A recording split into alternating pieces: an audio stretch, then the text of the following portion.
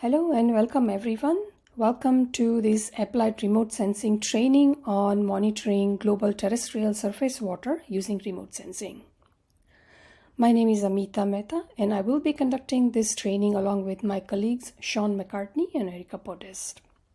We also have a guest speaker today, Dr. Bonnema from JPL.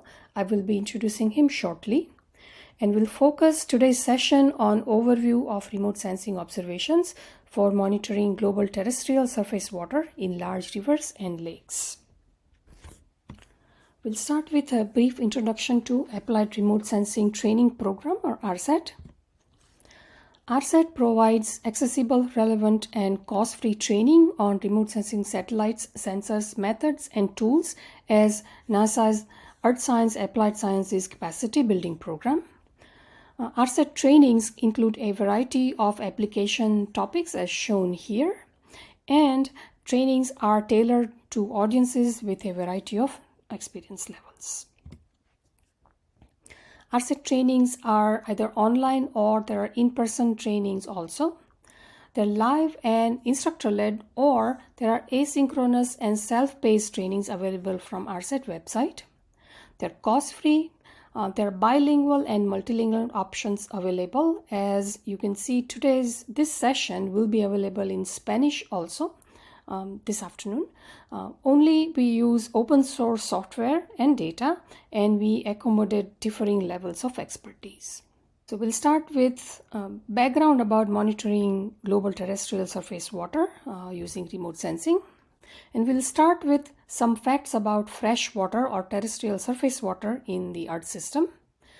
Surface water consists of all water bodies located above ground, and that includes salt water such as oceans and fresh water, streams, rivers, lakes, wetlands. And as you can see from this figure from USGS, from total water, only 2.5% is fresh water. Out of which only 1.2% is surface fresh water, and that is distributed between lakes, rivers, atmosphere, living things, swamps, marshes, soil moisture, ground and ice, and permafrost. So again, close to 70% is in ground, ice, and permafrost, and whatever is left, which is very important, especially lakes and rivers, because they are primary sources for water supply, for drinking, agriculture, energy, and transportation, and they support aquatic ecosystems and wildlife. So why do we monitor terrestrial surface water? First of all, environmental changes, land use, and other water supply and demand changes, they affect freshwater sources. Rivers spanning multiple countries or states within countries, they pose challenges in estimating water availability and usage, and therefore monitoring surface water extent and amount are crucial for sustainable water management and also for disaster management, as it helps us track flooding or drought, so water excess or deficit. For measuring surface water, remote sensing has been used for a number of years because remote sensing provides global observations. And ARSET conducted a training a few years ago on mapping and monitoring lakes and reservoirs with satellite observations. Has a lot of details about how to monitor surface water, and there are two parameters we're interested in when we look at surface water. First is water extent, so aerial extent where the water is, and second is water level height, that provides information about water amount. So global surface water extent, that has been mapped by using optical satellite observations from Landsat series for more than 40 years and from Aqua and Terra Modes sensors for more than 20 years. An example is shown here. This site, Global Surface Water Explorer, allows you to look at annual water extent, and shown here is an example of Lake Mead in the US, and it shows change in the surface water extent. So blue is the permanent water, and the red areas, they show either seasonal or permanent loss of water. So this site provides global surface water extent, and for ocean as well as lake level heights, altimetry is used, and a series of NASA satellites are they had been launched since 1992, and then there are current satellites. They provide altimeter observations, and they are used to derive water level heights. Now, in that context, the latest NASA mission, which also uses altimeter, is Surface Water and Ocean Topography, or SWOT, which is the focus of this training. That was launched on December 16th, 2022, and that allows global surface freshwater mapping, including rivers, lakes, and wetlands, with high resolution measurements with about 200-meter resolution.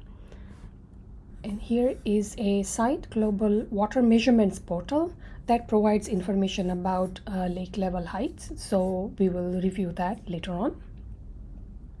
So with that, our overall training objectives are that by the end of this training, you'll be able to identify available historic and current lake elevation data using satellite remote sensing, recognize key science and technology advances behind how surface water and ocean topography, or SWOT, measures surface water bodies, identify ways to access SWOT data for water resources and disaster management applications, monitoring parameters such as elevation, slope, width, and discharge for global river reaches, identify ways to apply SWOT data for water resources and disaster management applications, and learn how to utilize SWOT-Wiz and WISP web tools for data visualization.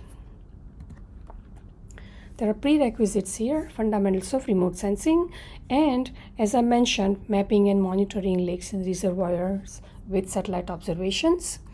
These two trainings should be helpful in following this present training. There will be two parts to this training. As I mentioned, today will be on overview of remote sensing observations for monitoring global terrestrial surface water in large rivers and lakes. And the next session will be on 15th of May, day after tomorrow. It will focus on SWOT mission applications and access for retrieving, visualizing, and manipulating SWOT data. There will be one homework assignment that will be posted on our website on 15th of May, and it will be due by 31st of May. A certificate of completion will be awarded to those who attend the two live sessions and complete the homework assignment before the given due date. With that, we will start with today's session. And the objectives for today's session are that by the end of part 1, you should be able to identify available historic and current lake elevation data using satellite remote sensing, recognize key scientific and technological advances behind how SWOT measures surface water bodies, and identify ways to access SWOT data for water resources and disaster management applications.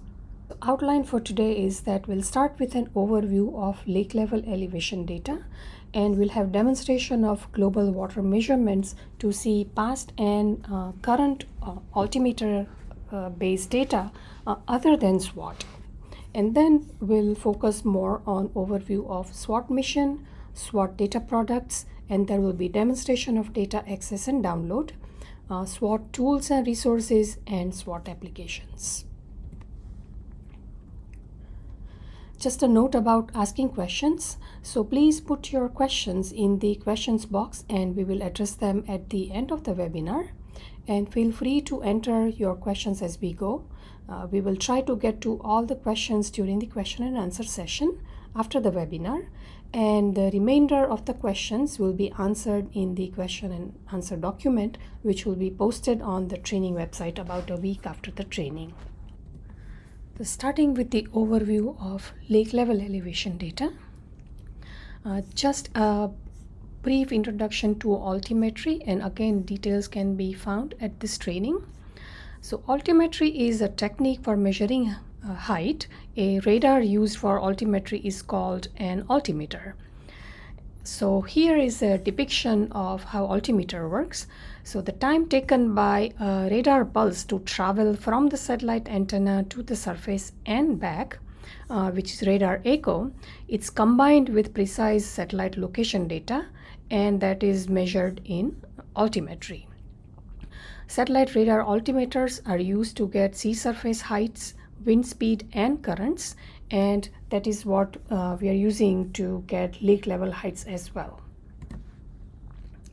So here are historical and current missions with radar altimeter, and these satellites are NASA satellites. So these are the past satellites starting from 1992, Topex Poseidon, then Jason 1, Jason 2, and Jason 3, Sentinel 6A, and now SWOT. These are the missions which provide altimeter data or provides surface water height, and these are the temporal resolutions. And there are additional satellites as well from European Space Agency and Indian Space Research Organization and French Space Agency. So you can see that the resolution here with Sentinel 3A, 3B, and these satellites, it's 27 days and 35 days. So this is a snapshot of all the satellites from the past and present, the current satellites which provide altimeter data, and they are used to get ocean surface height as well as inland water body surface water height. So altimeter based lake level height, they're derived from the difference between satellite orbit height and altimeter range. Generally, microwave bands, Ku or Ka bands, are used for altimeter radars.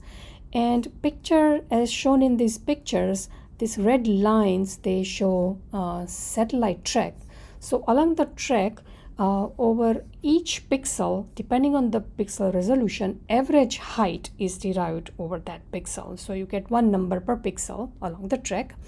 And so algorithm to derive water level height is complex. It requires correction for Earth's tides, and also it is sensitive to satellite orbit accuracy, radar range accuracy, and lake surface conditions. You can refer to these references for more details of the algorithm to derive lake level height from altimeters. So in addition to microwave radar altimeters, we have ARSET-2 laser altimeter. ARSET-2 was launched on September 15th in 2018, and data are available from 2018 October. So this is laser altimeter, and that also provides lake level height and also provides bathymetry in lakes. Again, this ARSET training provides more information about it. So with that overview, now let's have a demonstration of global water measurements where you can actually visualize some of these altimeter data in terms of lake level heights. Global Water Measurements Portal, this is relatively a new portal, and this is the first time we are introducing in ARSET. This site is a repository of all the altimeter data from Topex Poseidon all the way to Sentinel-6. Based on altimeter data, lake level heights are derived, and they are available from this site. There are some additional data available as well, as we will see. And one can access, download, and visualize data. So in this demonstration, what we will see is Lake Powell in the USA and Lake Nasser. This is in the border of Egypt and Sudan. So we'll look at these two lakes and see how lake level heights varied over last several years. So let's go to Global Water Measurement Portal. Here you have important notes, describes all the data sets here in briefly. This is the main contact about the data sets and the portal as well. All the data sets are listed here: lakes and reservoirs, rivers and wetlands, 2 trial measurements from ARSET-2 laser altimetry, and SWOT lakes. So these data are not there yet. ARSET data are still not on the website. There are some SWOT lakes are included in here. and there's also global mean sea level. There are some wetlands available, but the longest data set, so longest time series is lakes and reservoirs. So let's focus on that. Once you go to this lakes and reservoirs link, you will see on the left hand side a lot of information, including project background, references, and frequently asked questions. They provide information about like technical and scientific background, about derivation of data. There are different missions used to generate data are described in here, and all the ancillary data used are available from here as well. There are two data products available at two resolution, 10-day resolution and monthly. So 10-day resolution and monthly, if you look at satellite missions, here this is Sentinel 3A and 3B, and we said and SWOT. This is monthly data, and these are 10-day data from Topex Poseidon, JSON series, and Sentinel-6. If you look at, if you point at any of the dots, they are lakes, and when you point, you see the lake name here. Colors show deviation from the mean, so it's high or low with respect to mean. So anywhere you see reds and oranges, it's lower than mean, and blue is higher than mean standard deviation in terms of standard deviation. If you go down, you will see lake extent. This is showing lake area. And so let's start with Lake Powell. Let's start with lake extent actually. You can zoom into the map, and this is Lake Powell. Once you click on that, you can see area here. And this is from Modis Aqua and Terra. This is in kilometers square, and it shows variation. There are some missing data sometimes, but then you can see this time series here, how area of the lake varied over last 3 years or so. And the mean here since 2023, you can see it's about 2000 kilometers square, and then there is variation on top of that. If you look at lake level height, again, let's find Lake Powell here. Once you click here, you can see that time series, that this data are missing, I think from JSON 1, but JSON 2, 3, and Sentinel-6 are given here from 1992 all the way to 2025. Colors show which satellite was used to get this lake level heights, and this is actual lake level height variation. This is the smoothed version of it, so it's in meters.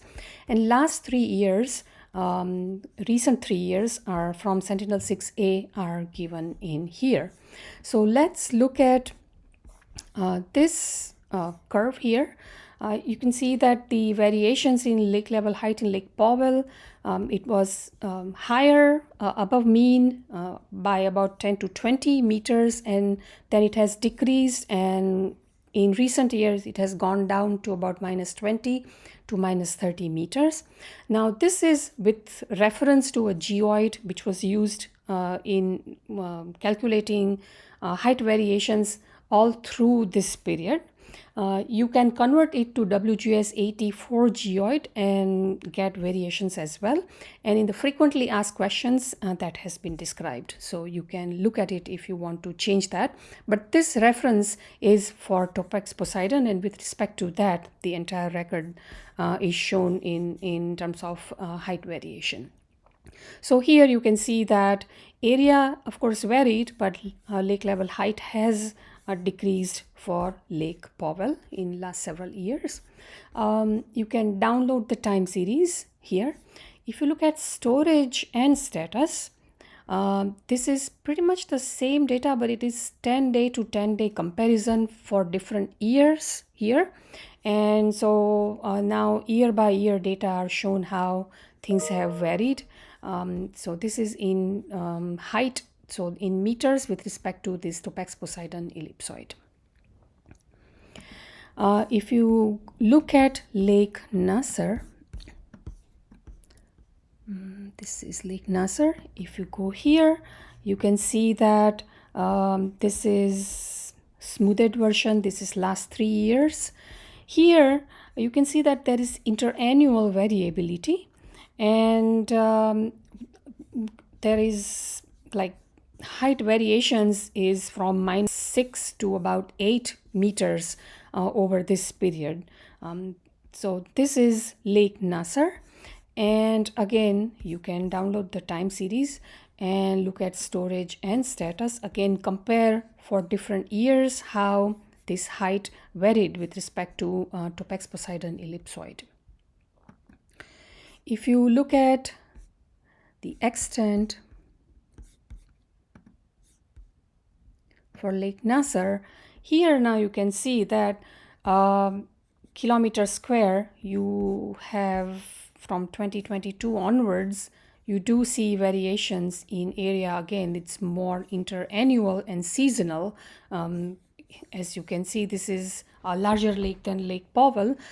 So height varied between -6 and 8 rather than having a decreasing trend as we saw in Lake Powell. So you can do comparative studies for different lakes in different regions, and you can download the data and compare with, say, rainfall, or if around the lake, if you are trying to look at land cover or crop production, you can compare with that as well. So then when you click on this product table, you can download the product table, which I have. I'm just going to show us sample here. You will be able to see lake ID, lake names, for different time period, how many total lakes were seen. They are shown here globally. And then you can see that, so how many observations, and then which continent, country, what type, and then resolution, this is 10-day, satellite observation period.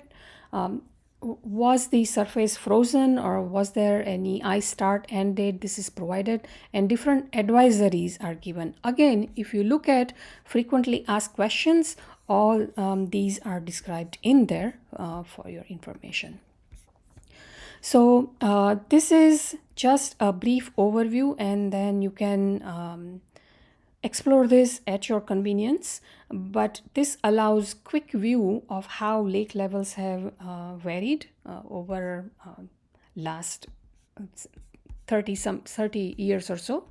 So with that, I want to end this presentation, and we're going to start with now SWOT. Next, we invite Dr. Matthew Bonnema from NASA JPL and Caltech to talk about SWOT mission, data, and applications. Dr. Bonnema is SWOT mission applications lead, and he received his PhD from University of Washington in 2019 in civil engineering. He is a scientist now at NASA JPL. His primary research interests are in the use of satellite remote sensing observations to better understand the impacts of dams on river systems, and particularly in developing regions. We also want to thank Dr. Angelica Rodriguez. She helped us coordinate this training with JPL. She is the SWOT project applications lead.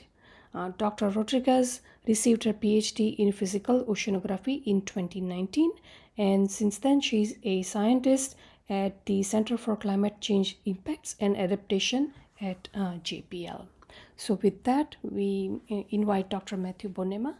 Matt, thank you.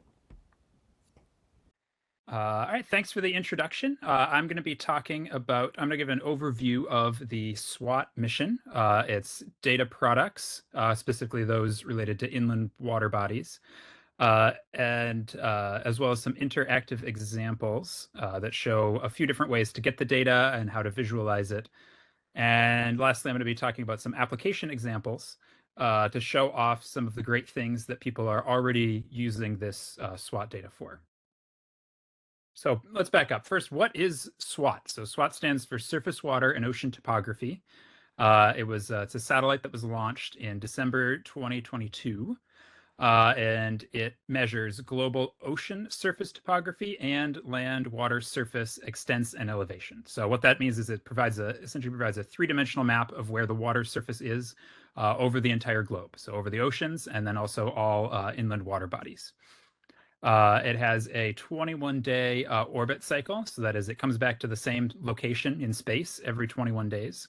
But its observation, it observes in these wide swaths, as you can see in this little video, and these swaths overlap. So within each 21-day orbit cycle, you see most land surfaces, most parts of the Earth, more than on an average of twice per cycle.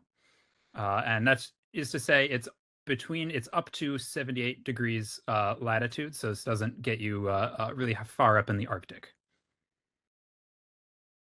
So let's talk about what it measures. So to simplify things a little bit, we're looking at two common inland water bodies, two types of targets that you might want to look at when considering inland water. So rivers and lakes. So on the left, we've got a sketch of what it's measuring for rivers. So it measures the elevation, the water surface elevation of the river, and it also looks at the extent. So from the extent, you get the width, how wide the river is at a given spot. And now you also, because it measures this height in a distributed fashion, you get height over a long reach of the river, and from that we get slope. So we actually get the slope of the water surface, and you put height, width, and slope and you measure that over and over again through time, and apply some very complex algorithms. You can actually produce estimates of discharge, and that's what the product will eventually do. It does not produce discharge right now, but that will come out in a future release. Similarly, for lakes, we're measuring the height of the water surface in the lake, and we're measuring the extent, so the kind of the area, the spatial footprint of a water body, and repeat measurements of this height and extent get you estimates of volume change. So we're not actually seeing the total volume that's in the water body, but we are seeing how that water body is changing between satellite observations. Now, the requirements for this mission is to produce these products for rivers larger than 100 meters wide and lakes larger than 250 meters squared. However, the instrument appears to be performing considerably better than that. But it is an open question about how small of water bodies you can see and still maintain good accuracy in the measurements. If you take all the observations from one 21-day cycle of all the rivers larger than 100 meters wide of the Earth and visualize them, this is what you would get. So what this is showing is water surface elevation along each reach of the river that is produced by the SWOT product. So the number one outcome of this plot is that water flows downhill. That in itself is not very exciting. We already know this, but what is amazing about this is that we're actually producing these estimates from space, and also this kind of zoomed out approach hides the really fine scale centimetric accuracy detail along of these slopes and elevation estimates from SWOT. So I did mention it also observes the ocean. So this is just to kind of show that we're not ignoring the ocean side of this here. We acknowledge that it's also doing some really great things there of producing globally complete estimates of sea surface height. And that is really amazing. It's a bit beyond the scope of what we're going to be talking about here. We're mostly going to focus on the inland water bodies. I did want to just throw this up there, though, in case you're doing some work potentially at the coast or some other work related to oceanography. SWOT's also got you covered there. All right, so now I'm going to switch into and talk about kind of the more nitty-gritty details of the SWOT data products, how you access them and download them. So here's a list of all kind of the hydrology relevant level 2 SWOT products. We've got the water mask pixel cloud at the top. This is they're ordered in kind of descending in levels of processing. So kind of the root for the rest of these products on this list is the water mask pixel cloud. And what that is you can think of it as just XYZ points where water was detected. And each of those points has, say, a certain footprint area associated with it. And then it's where that footprint is located in latitude, longitude, and then also elevation. So you've got, this huge data file with lots of different pixels all over the place. And most of these are derived from directly from that product. So then moving down, some ones to highlight, we've got the raster product. This is if you take this huge pixel cloud data product and you aggregate it and grid it and put it on a normalized grid. So that is, it comes. I'll talk about these more in detail later. Let's skip. I won't get too far into that right now. So let's see, that's all I'll say about the raster product, putting on a normalized grid. The lake vector shape files and the river vector shape files are all ones that we're going to be diving into. And at the very bottom, we have this interesting sounding one called the floodplain digital elevation model. That is to say, if you, after many years of SWOT's observation, we will eventually build out essentially the bathymetry of global floodplains. That is very exciting. It's still it's still under development, requiring more time to work on and just simply more SWOT observations. So that one's not available yet, but the rest of these are available or in part or in full. All right, so let's dive a little bit deeper into the ones we're going to be talking about. So I already mentioned about this pixel cloud up on the left, and then these three kind of derived products from it: the raster product, the river vector product, and the lake vector product. Before we get into these data, we're going to talk about some terminology related to how you locate the data products themselves. So we've got these three kind of terms: swath, tile, and scene. So some data is oriented to a swath, and that it is denoted by a half globe orbit track. So that you can see on the right here, that's the yellow line. That is the orbit track of as it goes from all the way negative 78 degrees to positive 78 degrees latitude. And some data products are oriented to by this, or are organized by swath. Other ones are organized by tile, which is a half swath width. It's 64 by 64 kilometers squared. And you can see kind of here they're how it's tiled along the swath. So to identify the location of those products, you would need a specific tile location within the swath. And then scene is simply two tiles stitched together. So it's the essentially the full swath, but still broken down into these discrete grid chunks. Okay, so first let's talk about this high rate pixel cloud product. So this is a point cloud of water mask pixels. So that is the location of water as detected by SWOT in three-dimensional space. So it's at each point represents a certain footprint of water, and that footprint varies depending on where the pixel is within the swath, the pixel size. So it is variable across the scene about how much water is associated with each pixel.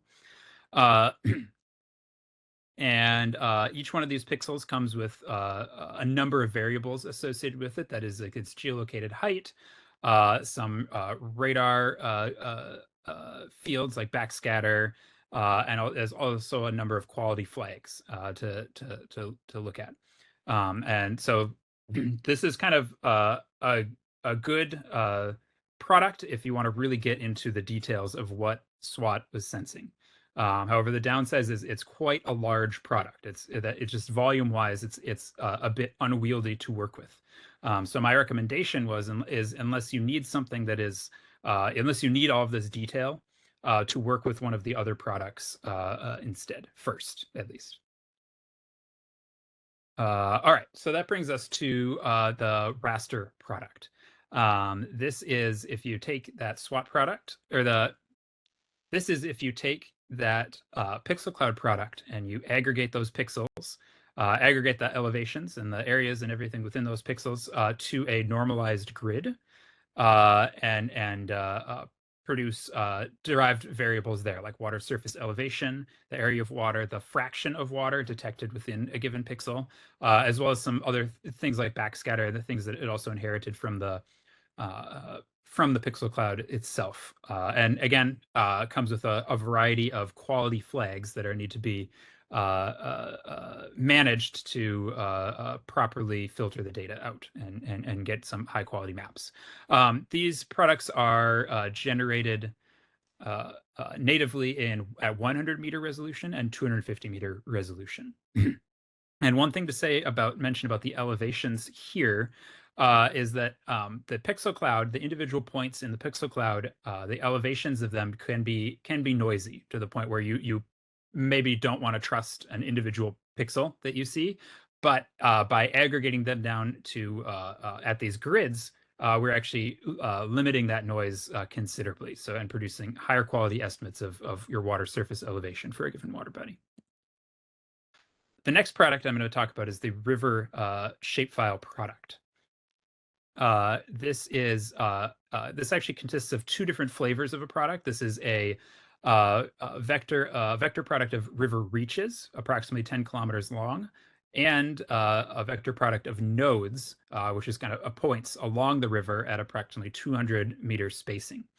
These products are referenced to a prior river database, which defines where these reaches begin and end. Some variables that these products include are water surface elevation, width, slope, and derived discharge. Now, discharge, some of these more derived products are only available in the reach product and not the node product, because we need to aggregate up to the reach to be able to estimate some of these parameters. And I should also mention that discharge is not yet available within the product and will be available in the future as part of a reprocessing campaign for all of the SWOT observations taken so far. Next up, we have the lake shapefile. Now, this is a vector product of lakes, and it similarly to rivers, it's referenced to a prior lake database. However, it does also have a flavor of it where it identifies unassigned lakes. That is, if the algorithms detect a lake-like water body within the SWOT pixel cloud, that is not associated with any lake currently in the database, it will still produce a shapefile for it and label it as unassigned. The other two flavors of this are the observation product and the prior product, and these are just two different ways of how the lake product is referenced to the to this database, and I'll get to that in another slide. But some of the variables that come with this product are the water surface elevation, surface area, and then derived storage change. So here's an example to illustrate the difference between the three flavors of lake product produced by SWOT. The orange is observed, the blue is prior, and the gray is unassigned. So the gray is simple. That's simply lakes that were not in the prior database at all, but were detected in this one SWOT observation. So those are easy to identify on the outside. The prior is referenced directly to the database. So that is to say, if there's a lake in the database, we produce an observation of it, or we produce a shapefile of it in the prior product. The observed is still referenced to this prior objects in this prior database, but it allows for single lakes in the database that are individual single lakes in the database to be split into multiple different lakes if SWOT observes them as multiple different lakes, for example. Here are three additional hydrology products that are derived from what we talked about. There's the river average and lake average products. These are cycle average products where they took the observations where they aggregated together an entire 21-day cycle worth of observations and produced you can think of it as this is like a globally complete shapefile product for the rivers and lakes that is aggregated from 21 days, as opposed to the swath-oriented versions identified with a single overpass of the mission. And lastly, we have this floodplain digital elevation map, which after multiple observations from SWOT of water level in rivers, water level and extent of rivers at many different river stages, we can eventually build out a DEM of the floodplain. This is very much still a work in progress and is not available yet. All right, so just to touch very briefly on the oceanography related SWOT products.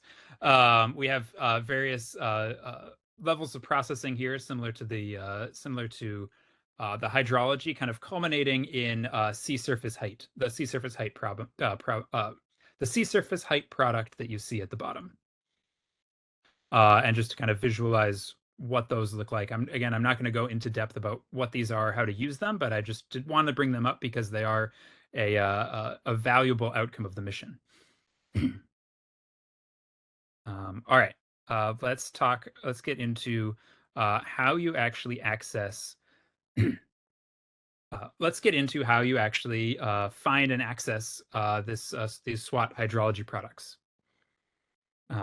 So kind of the simplest way is to use Earth Data Search, which is a web-based graphical user interface where you can get all NASA Earth data, including SWOT data, and allows you for some very basic subsetting by time and spatial extent, and then download the selected products. So let's dive in there. You can simply search for Earth Data Search, and you should find this or follow this link here. Okay, so here we are at the kind of homepage for Earth Data Search. The default view will just kind of show you some of the most popular collections that it has. Before we get started, you are going to need to log in. So you'll have to click that. If you want to download the data, you'll have to log in. So you can click that, and you can set up a free Earth Data login credentials through there. So what we're going to do is we're just going to search for SWOT and see what comes up. We are going to we're going to try to find a lake product. So let's see.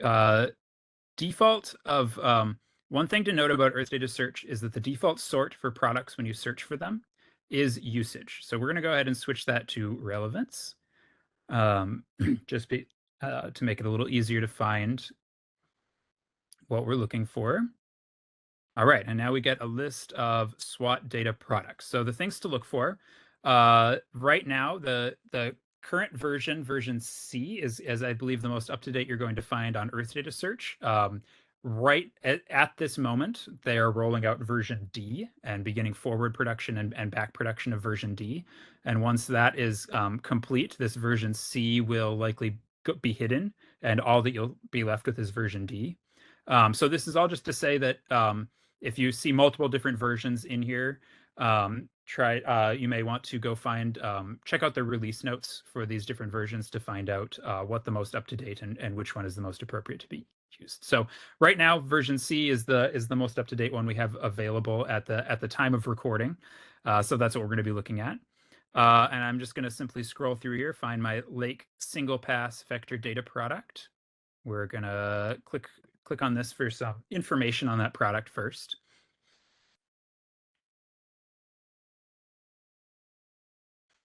And this will bring you to a page that has some different user guides to relate to the user manual, so you can read up about all the different variables within these products and everything. And there's a lot of good information there, and you can of course read a little blurb about what the product is. So all right, we're sure that this is the one that we want, so we're going to go back.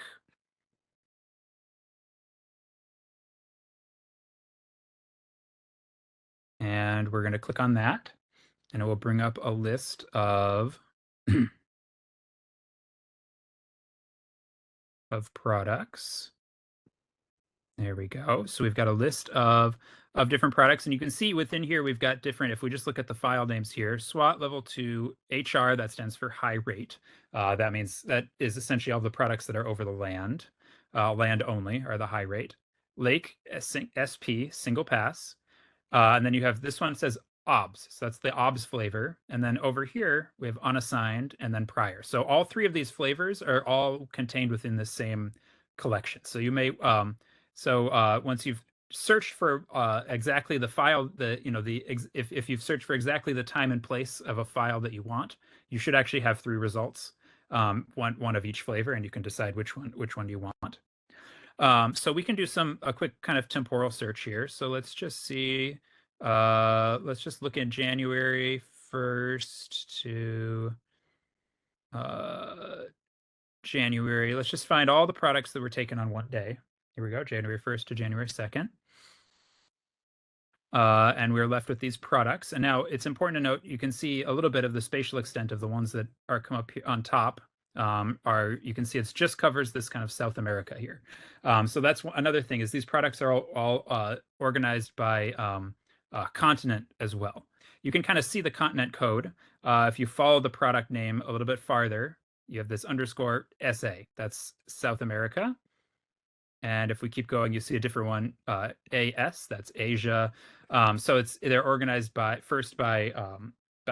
pass. So that is where they're, how that pass goes from negative 78 degrees to positive 78 degrees across the Earth, and then they're further broken up by continent.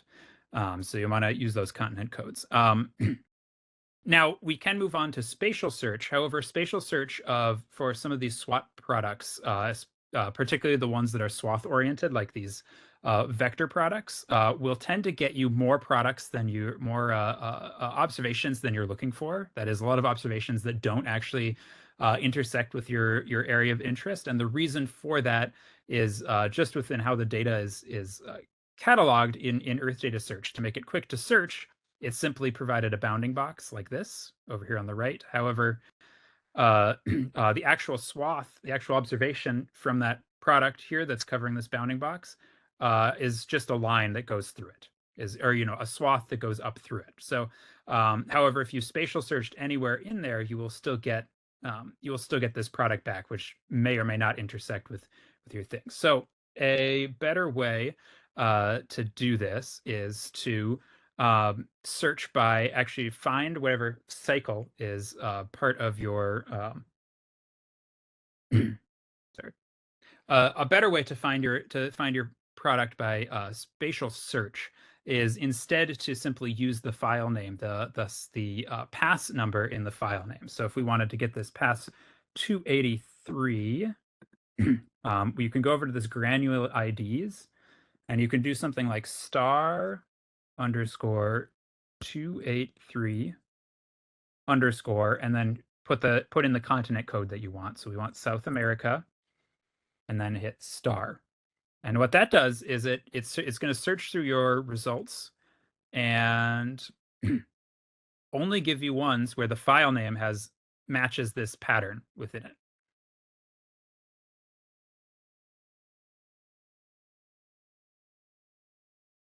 So now the problem with this is it's a little bit slow, but okay, so here we are. Now we have just that one product that we were looking for. So now you may ask, well, how do I know what pass intersects with my location? The way that you do that is by downloading the orbit files for the mission and loading it into, say, a GIS program, and finding your location, your area of interest, and simply seeing which orbits overlap with that. So to get the orbit files, you can go to this site called Aviso, which is a site made by our French counterparts. And what you can do is scroll down to the scientific orbit. That's what we're going to look for. And you can find this SWOT Science HR science orbit, and you can download that as a shape file, or you can download it as a KML file, which would load into Google Earth quite nicely. And you can download those and load those into a GIS program, and simply find all of the paths of the swaths that overlap your specific location, and use that to narrow down your spatial search. A little bit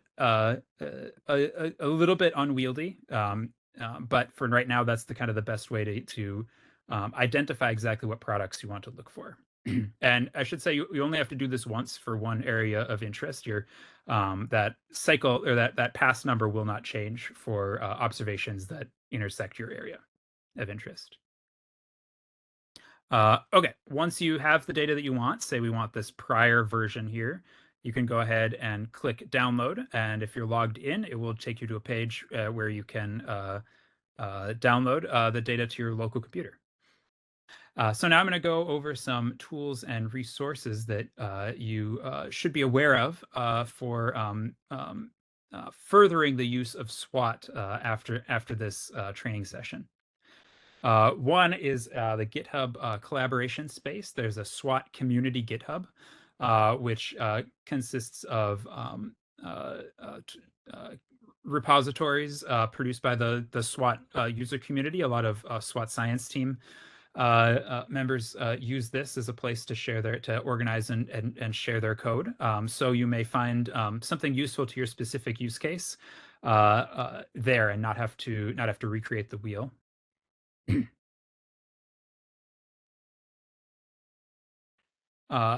Next up is this PODAC cookbook, right? We already looked at one tutorial there for figuring out how to do data access and download of the data.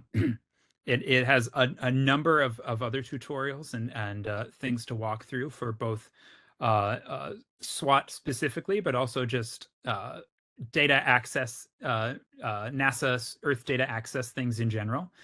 So it's a very, very great resource that I personally keep returning to in my own line of work to find out how the best way to access and use some of these data sets.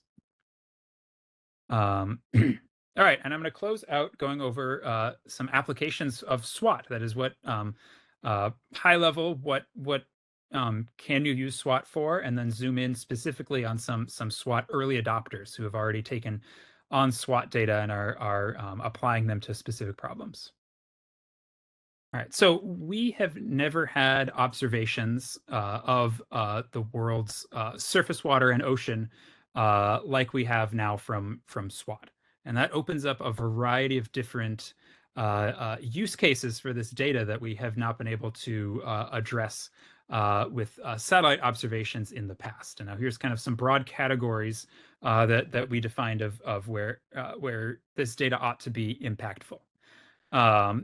And to that end, we've actually been working with this group called the SWOT Early Adopters Early Adopter Program. This is a group of about 40 early adopters. They're US and this is a joint effort between us and our French counterparts at CNES. And there's actually had this applications program going since 2012. So we've spent a lot of time thinking and trying to engage groups in applications about how we're actually going to use this SWOT data for societal benefit. So I'm just going to go through a few examples of the way this data is being used. And the first up is this water information from space dashboard. Now, I do not need to say a lot about this because you're going to hear about this later in the session. But this is just to say that we're thankful for USGS's partnership in making this data more accessible alongside their already extensive in situ gauge network. All right, another one of our another early adopters, the Texas Water Development Board. They are using SWOT to monitor unmonitored reservoirs in Texas. There's about a third of their major reservoirs actually don't have regular observations taken of them, and they're using SWOT to kind of close that observation gap and eventually estimate the volumetric evaporation loss from these reservoirs. We're also working with a Swedish startup called Water Insight, which uses a variety of data sources, including satellite data as well as community-driven data, and makes those available in places with few resources for extensive in situ networking campaigns. So we're partnering with them to bring the information from SWOT to people managing water there on the ground. We also have some exciting work put in by ocean early adopters. So the U.S. Naval Research Lab and so far Oceans have both taken SWOT data and done assessments of it and used it to integrated it into their ocean models and ocean observation networks. Okay, thank you so much, Matt, for the wonderful information and presentation about SWOT mission, data, and applications. And that brings us to the conclusion of this part. And just to summarize, today we reviewed altimeter-based lake level height data from historical and current missions. And we also had a demonstration of global water measurements where you can visualize lake level height data on the time series of it and download the data as well. Then we had an overview of SWOT mission and data products, especially hydrology relevant level 2 data products. We saw data access through NASA Earth Data Search and Hydrochron API. And we also saw SWOT applications and early adopters program, especially these are the thematic areas where SWOT data contribute. And these are the missions which all have altimeter data, and they provide surface water height.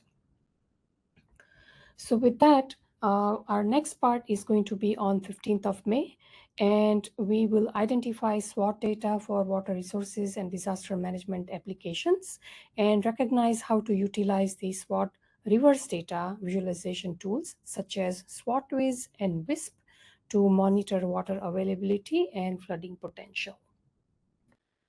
As I mentioned before, there will be one homework that will be posted on 15th of May on the training webpage, and answers must be submitted via Google Forms, and the homework will be due on 31st of May. Those of you who attend all live webinar sessions and complete the homework assignment by the deadline will receive a certificate of completion via email approximately 2 months after the completion of the course. With that, we want to again acknowledge and thank Dr. Matthew Bonnema for his wonderful presentation. We also want to thank Dr. Angelica Rodriguez for her help in coordinating this training, and special thanks to Dr. Perry Otto. He is from NASA Earth Science Division, the program coordinator for NASA's Water Resources Program, and we want to acknowledge his help in coordinating this training as well. Here are all the contact information for our guest speakers as well as ARSET hosts. This is ARSET website. This is our social media link. And here is our sister program, Develop. You can check it out. Link is given here. And here are some references that we refer to in the presentation. So with that, we want to conclude today's session, and our next session will be on 15th of May, and we'll go to our question and answer session. Thank you.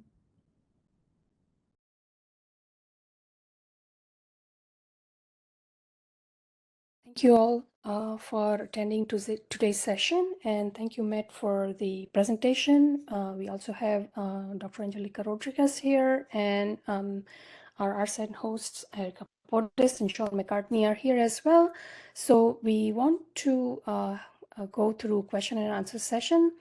Just a note before that, we have some Python code and Jupyter Notebook code that Matt mentioned. They will be available, and also want to mention that we will have an advanced training later this year or early next year, in which we will be demonstrating how to use this software. So with that, we'll start with a question and answer session, and I invite anyone from the panel to answer the questions as appropriate. So question 1, on the website Global Water Measurements Portal, what is the criteria in including lakes in the dataset?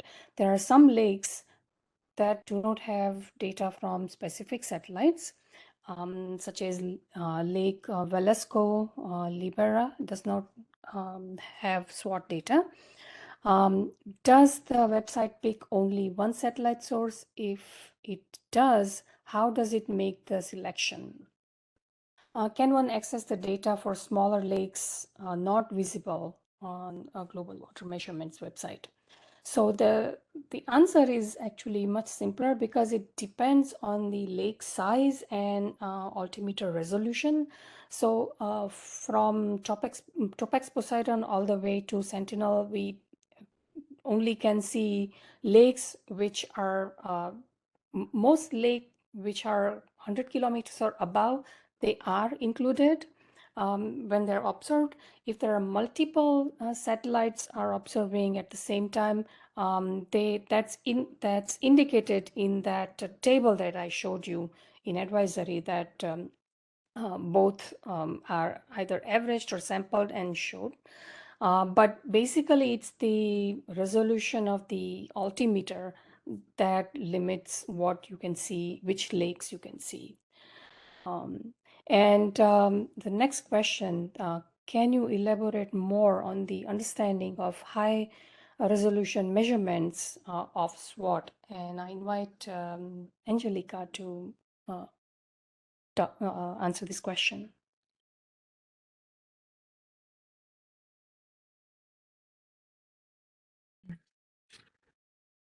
Hello.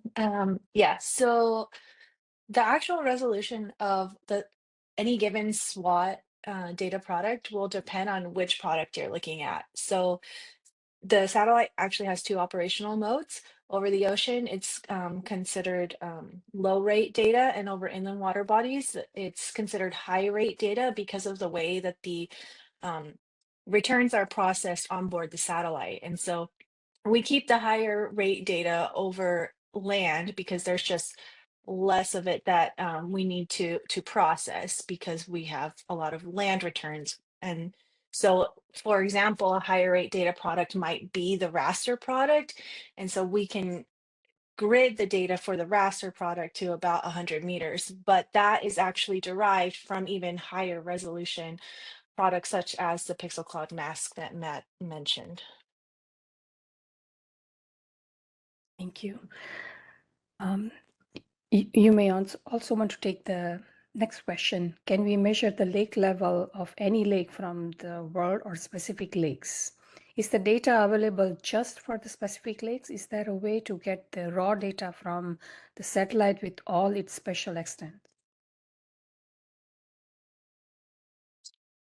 Sure. So we do use some a priori information for the lake products, and um, this sort of determines where the water surface elevation processing will occur, and that is derived from a lower level data product. And so what I think one would consider raw would be the interferograms.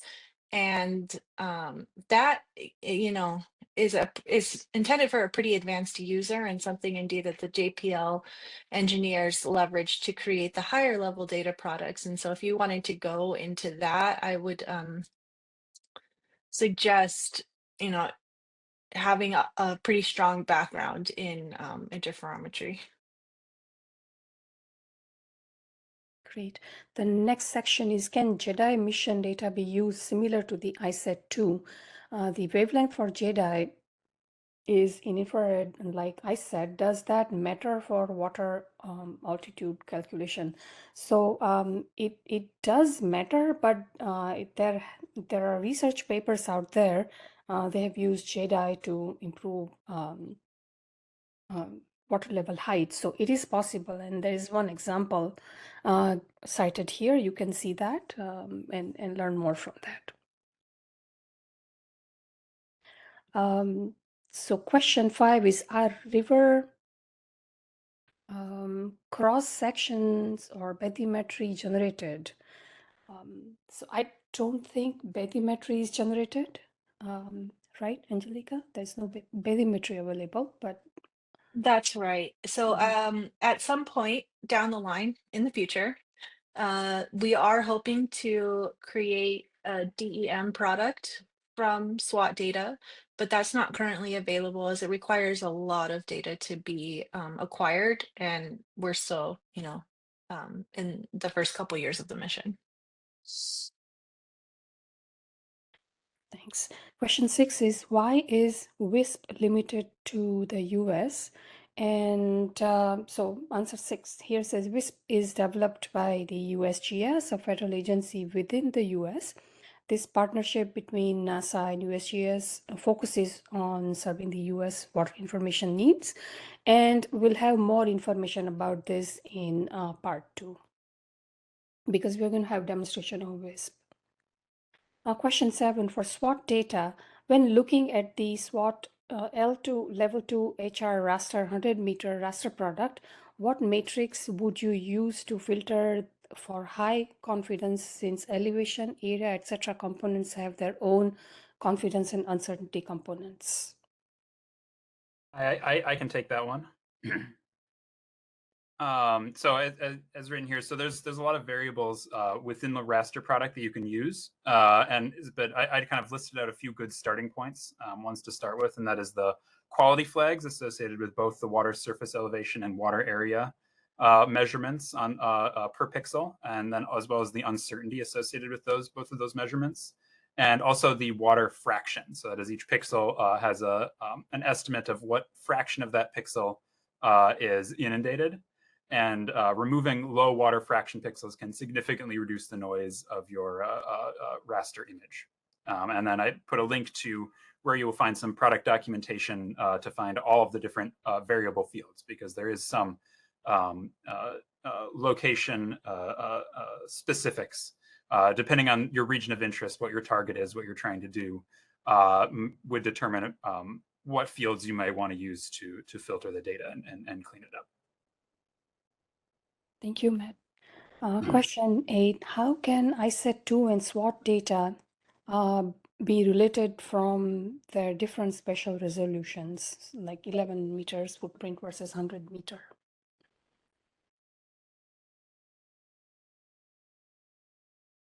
So the answer is the comparison would need to be done over similar water bodies and then sampled to similar time and space resolutions.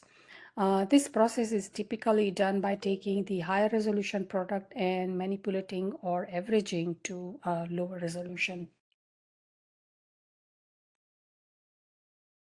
Question 9 is, for global water measurements dataset, height variations are relative to what? A geoid, ellipsoid, initial water level, etc.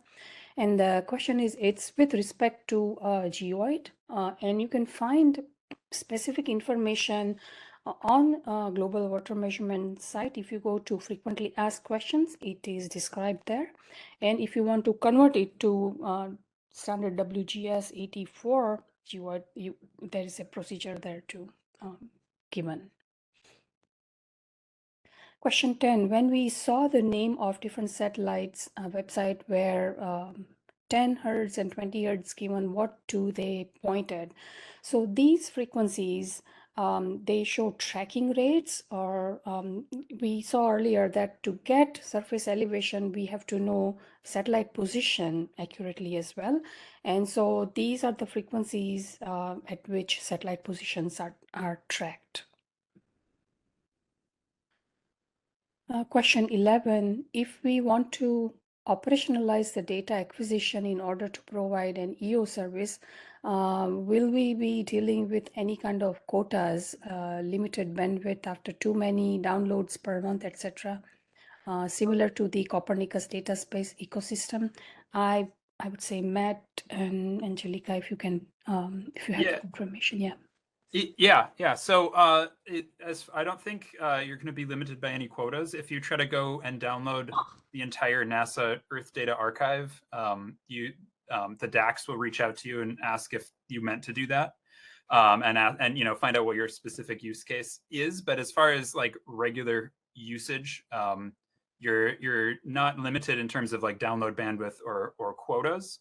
I will say, if you're using some of the heavier SWOT data products, say like perhaps the Pixel Cloud or maybe even the raster over really large domains, you're going to have to deal with managing a large amount of data on your, with whatever compute resources you're using.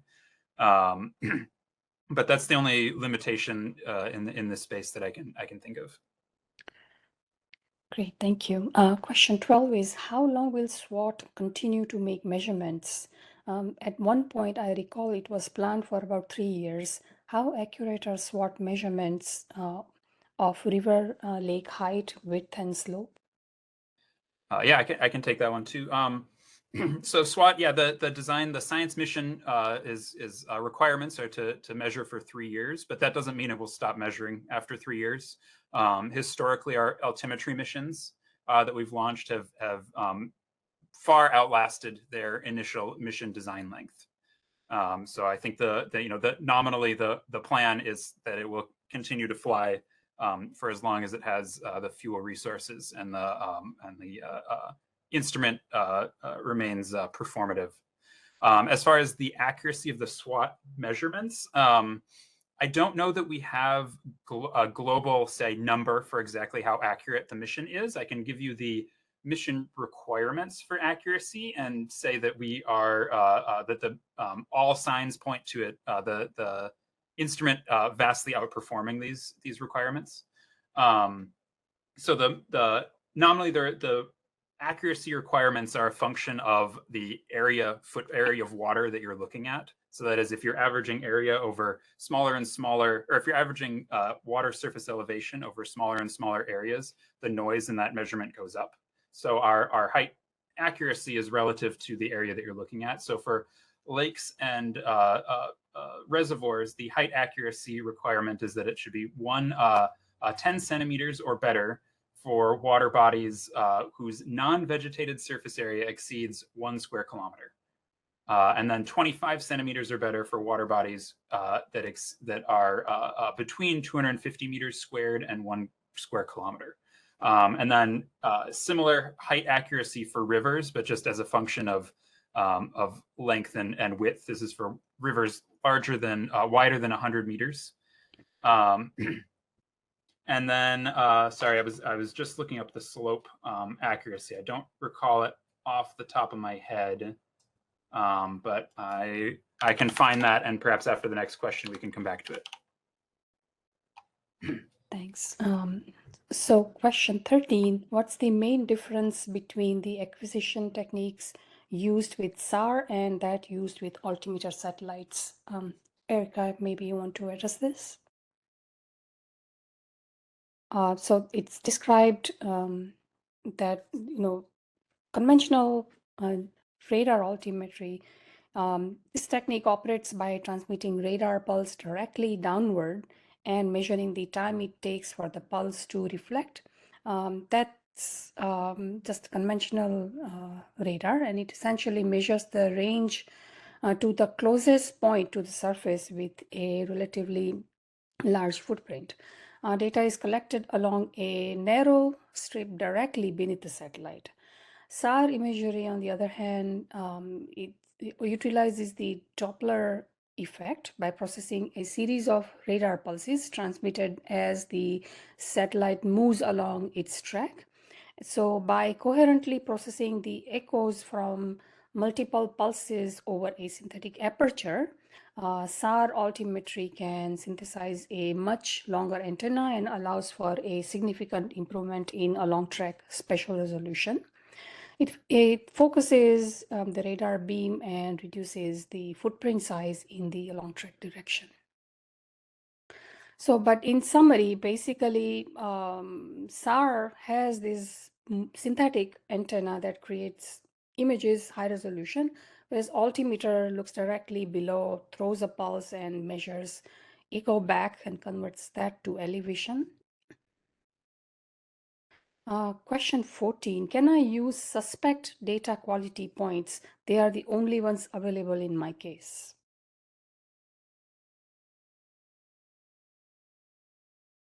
I can take this one. So the data that is flagged suspect currently was done so for a logical reason, but we have made significant developments in the processing algorithms that are currently being employed in a new version update. And so there is an ongoing reprocessing campaign to transition the current data products from version C to version D. And you may want to have a look at the new version D products because some of those suspect data points might now be good. And if they remain suspect, then I would recommend treating that data with caution because there was likely a good reason.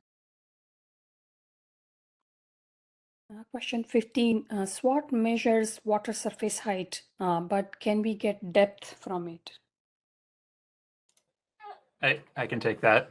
Yeah, so so it only measures from the water surface height. It doesn't see anything below the water surface on a single observation. So in order to get water depth, you need to combine it with some other source of information, whether that be if you know a DEM or the bathymetry, something of that sort. So I have found some SWOT slope observations, I think vector products in Missouri Basin having width less than 100 meters, quality flag between 1 to 2. Why is that if it can see rivers more than 100-meter wide? Yeah, I can take that too. So as you know, as is written here, certain high priority water bodies have been added to the database that SWOT can process. We can do this because the instrument is performing better than the mission requirements, and we can resolve many water bodies that are smaller than this. However, we can't process all of them for now. So the determination comes by looking at the prior database. So here's a link to, and there's a link to the prior river database here, where which essentially decides which rivers are processed for SWOT. So question 17, is there a way of processing this data in the cloud? I guess they might have very high memory requirements. Yes, all the data is available in the AWS cloud from Podak, and there's a link to a tutorial that involves kind of basic accessing the data and doing some processing on it in the cloud. Question 18. I'm particularly interested in the variations in water level of small lakes. There are about 300,000 lakes in Finland. And did I understand correctly that the resolution extends to water bodies as small as 250 meters square? Yes, but it's a small detail. So it's not 250 meters squared. It's 250 by 250 meters. Which is about 62,500 square meters. So not as small as Right. as 250 meters squared. So that's kind of the lower limit. I believe the database, the prior lake database, goes smaller than that. In some cases, certainly. So it's definitely worth taking a look at what products are produced over there. And then a final kind of caveat there is, even if they are not in the prior lake database, some water bodies or some, if the SWOT detects a water body that looks like a lake, it will produce the lake product for it in the unassigned version of the lake product. So if your lake is not in the official the prior lake database product, there's still a chance that it did get detected and aggregated in the unobserved or the unassigned product. Thank you. Question 19, is land area filtered out or not measured, so only water pixels are represented? I believe that is true, at least if you go to global water measurements, the lake database they have used, it's given there. So all the water surfaces are used for that and not. Yeah. Yeah. Sorry. Yeah. So So for things like the raster product and for the lakes and rivers, like they're really just trying to use water pixels. If you go all the way back to the pixel cloud, that does include pixels that are land pixels that are near water. So you have to look at, when you going back to the pixel cloud, you have to look at the pixel classification to identify which ones are actually identified as water. Great. Question 20 is, if I wanted to look at a river from source to mouth and it crosses SWOT, would I need to look at all the SWOTs or tiles or scenes that the river crosses and stitch it all together? This is a good question because we're going to have a demonstration of SWOT Viz tool next in part 2, where you will be able to see different reaches of a river. So we'll talk more about that in part 2. Yeah, and if I can add one thing to that, Yes, yeah, you do have to stitch the tiles together if you want to, if you're getting the data. But I'll put a link to a tutorial that follows how you could kind of automate, select a river reach and then automate getting all of the upstream or downstream reaches as the data from those reaches as well. So I'll find that link to that tutorial and include it here. That's great. And I want to take this opportunity, since you mentioned tutorial, is that we are planning an advanced level training where we will go through some of these tutorials. Question 21, how do snow and aquatic vegetation growth affect the quality of SWOT products?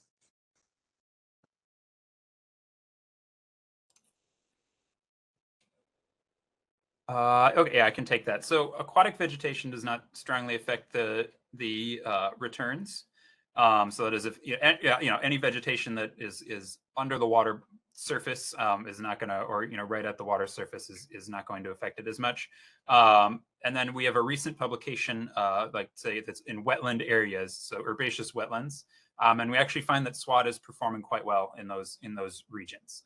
It's still an active area of research about how well it does everywhere, but we have some good signs that shows that it does pretty well there.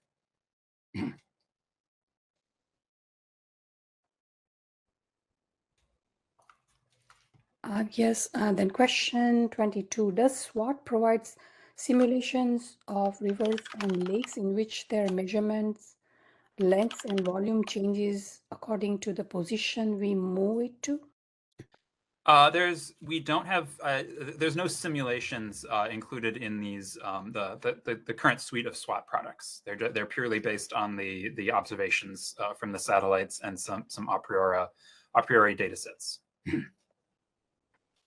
Question 23, what is the accuracy of water elevation observations and does it vary? So yes, it does vary with satellites used, and if you look at Topax, Poseidon and JSON series, you will see that the numbers that are quoted there are 3 to 5 centimeters accuracy, and I think it's comparable to SWOTs. Yeah. So that I mentioned up above that we have the mission requirements and then a lot of signs that we are performing better than the mission requirement. We are exceeding the mission requirements. So in the previous question, we'll include kind of what the mission requirements are for SWOT and that nominally it seems to be doing considerably better. Great, thank you. Question 24 is, can you explain the parameters under SWOT level 2 HR raster 100 meter? Yeah, so that's related to the question earlier where I asked about how to filter the raster product. So I included like how to the parameters that you might use to clean up the data. Kind of the main features of the data product are the WSE and the water surface elevation and the water area estimates for each 100 meter or 250 meter pixel. So those are kind of the main data, the main the valuable data variables, and then the rest is there to help you clean it up and interpret those variables. And above there's a link to the documentation for the product where you can really dive in, because there's a great number of variables within the product. Question 25, to clarify, one SWOT image is a radar image and we need 2 images to make an interferogram, or is it an interferogram itself? If the second is correct, what images are being used to create the interferograms? I have downloaded a couple of images and each file has several raster layers. Okay, so I guess the first part, so the SWOT satellite actually has two antennas on each end of it. So it's making the interferogram in one observation rather than, if you've used other SAR sensors, you may be used to making an observation and then coming back some other point in time and making an interferogram through time. This is essentially making an interferogram at the same time with the two sensors. But that is with the data products we've gone over. You shouldn't have to worry about interferograms. I would really highly suggest, unless you're a radar expert, to start with some of these higher level products and then work your way back as you need more information to interpret them. And then to kind of get in with the raster product, comes with a number of layers. So it comes as it's a netcdf file, and within there's tens of data variables, and each of those variables has its own layer. But all of those layers correspond to the same observation in time and space. I hope that answers this question. Thank you. Question 26. What is the difference between OBS, unassigned, and prior? That's a great question. So the lake is referring to the lake product that comes in 3 different flavors. So for every SWOT observation, if you go to get the lake product there, you'll find 3 different types of lake product that coincide with the same spatial temporal observation. And that's the OBS, unassigned, and prior. So prior is referenced directly to the database. So every lake in the database will have one polygon in the final in the SWOT product, in the SWOT measurement that flies over it.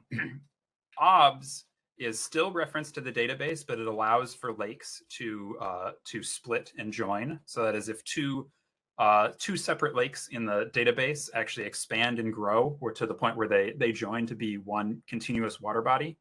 In prior, they will be split down the middle, kind of arbitrarily. But in OBS, they will be joined as one single water body, and referencing those 2 objects in the initial database. And the same could be said about one water body in the prior that splits into 2. So there's kind of a very fine distinction between the differences between OBS and prior.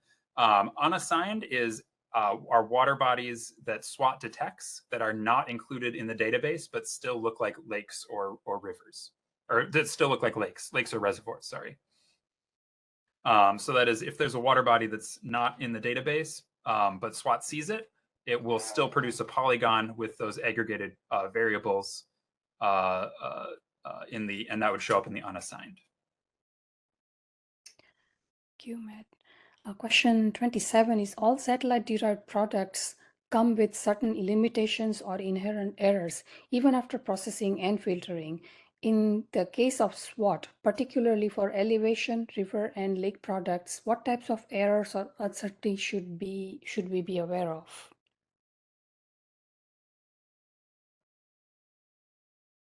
Okay. Let's see. Well, there's there is a lot of let's see. Can we come back to this one? I'll prepare my answer a little bit more. Definitely, yes. Thank you. Yeah. So all the question and answer, this will be available through our website later on, so in a week or so. So we'll post all the corrected answers. Yes. Yeah, I'll look into this one further. Question 28 is, can you explain the parameters under SWOT level 2 HR? I think you mentioned this before. Yeah, I think we've already had a question on this. So yeah, we've got a link to the documentation. I've kind of gone over the main ones to be aware of. Yeah. Thank you. Question 29. Are there any indexes for IDs containing the particular reservoir or continent? Yes. Okay. So to get the reservoir or lake or reservoir IDs, you would need the prior lake database, which is distributed by the French Space Agency, our partners on this mission. And I'll provide a link to how you download that. As far as, let's see, continent, I'm not sure if this is what this question is asking, but in the swath, I think most of the high rate products are broken down by continent, as certainly the swath oriented ones are, like the lake and river product. That is, if one pass of the satellite crosses, say, North America and South America in one go, that that data product will be split in half. It will be split at the continent border. So there's a certain continent code associated with each with these products that you can use to help narrow down your search for the product. And I can provide a link to the a page, a tutorial from Podest about that lists all of those continent codes and has a little more information about spatial search. I think we'll take 1 or 2 more questions, and then we'll address rest of the questions later on. Can we use this data to estimate water quality parameters? So no, SWOT can only provide elevation data, and all altimeters, they only provide elevation data, and water quality information is not available here. But ARSET has a number of training about water quality. You can look at our website. The latest one was using PACE satellite, and so we will provide links here. Last question, how does high relief topography near water bodies impact measurements? For example, the Grand Canyon, Arizona. Yeah, so the high relief topography can have an impact on the measurement, depending on its orientation to the SWOT sensor itself. The degree to which it's impacted, yeah, is highly dependent on the observation geometry.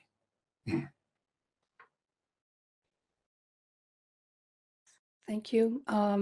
We are almost at the end of our session here. We have a few questions left unanswered that we will answer them and post them on our website in a week or 2 after today, after the training is over. But we really want to thank you all for attending today's session, and our special thanks to Dr. Bonnema and Dr. Rodriguez for their presentations, their help, and answering all the questions. We really appreciate your help. And there's a lot of good information here. All the slides, our presentations, and recordings will also be available from our website in a few days.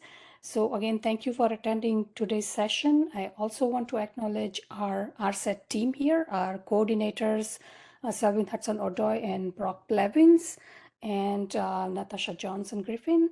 Also want to thank Sarah Cushell, Jonathan O'Brien, and Susan Monty for their help with editing and communications about this training.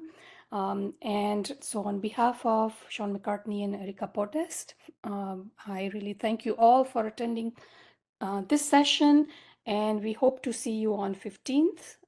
We'll have more demonstration on WISP and SWOT Wiz. So same time and same, we'll see you here. Thank you so much.